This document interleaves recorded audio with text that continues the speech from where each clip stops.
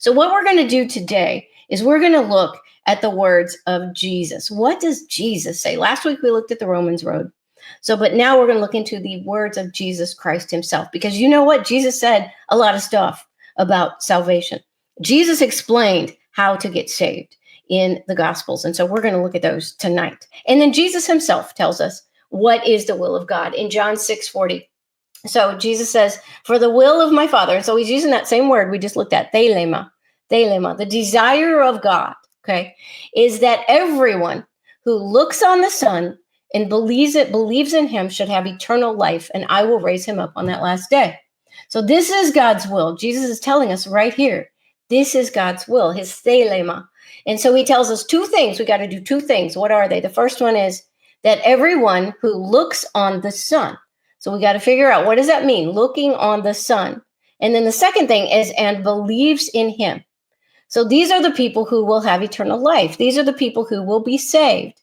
People who look on the Son, look on Jesus, and believe in Jesus. Okay, so let's start doing some word studies and figure out what that means. So the first one is look on the Son. What in the world is John talking about when he wrote that, when he's quoting Jesus? Look on the Son.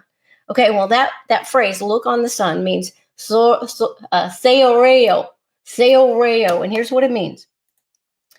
To behold, to observe, to look at, to perceive, to look at, to gaze, to experience, to discern, to partake of. So, because see, when we hear this in our English minds, to look on the Son, you can think of just like looking at something with your eyes, right? Looking at Jesus. I mean, they got to actually look at Jesus. Isn't that wonderful? To be in their shoes. But anyway, so it's not talking about just your eyes seeing something visually, okay? It's deeper, way deeper than that. According to this, it's to perceive it, to experience it, to discern it, to partake of it. So all these things, these are what it's saying to do to Jesus, to experience Jesus, partake of Jesus, discern Jesus, to perceive Jesus. Look at the usage note here. It describes the act of observing or perceiving with attention and contemplation. It often implies a deeper level of seeing beyond mere physical sight, suggesting an understanding or insight into what is being observed. The term is frequently used in contexts where individuals are witnessing significant events or truths, like Jesus, often with a sense of wonder or contemplation. So, isn't that beautiful? So here's what Jesus is saying here.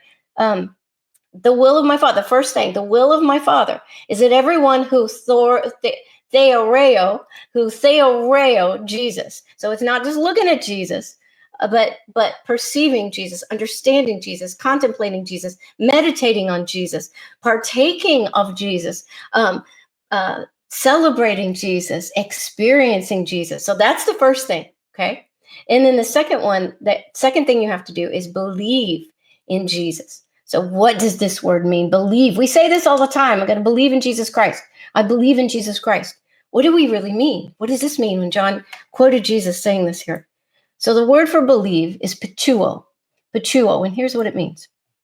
So it does mean to believe, but it is deeper than that. It also means to have faith, to trust. So it's more than just believing something like 2 + 2 is 4 or the sky is blue.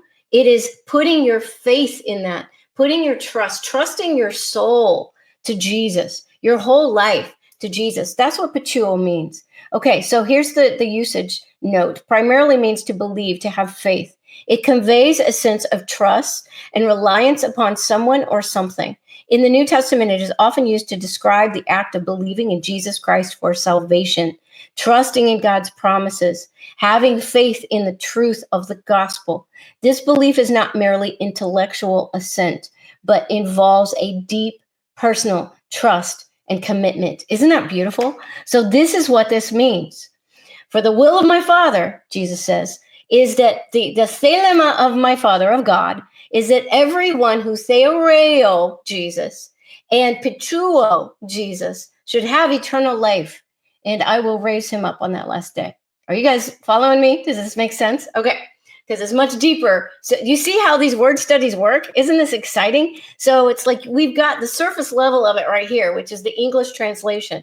But then when you go into the word studies, it has so much more depth and richness of meaning when you really understand. So, because if somebody says a word, like in our culture, and somebody might say a sentence. I wish I had thought of an example. Hadn't thought of one. So maybe something will come to me. But because we have our culture, and so if somebody tells us something, a lot of times we understand a lot more than just the words that they said, right?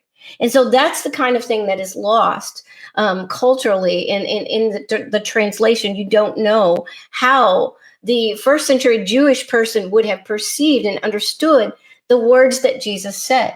So that's the extra information that you get when you do these deeper word studies. And so it just really it just adds this level of meaning and depth to reading the scriptures. It's just beautiful.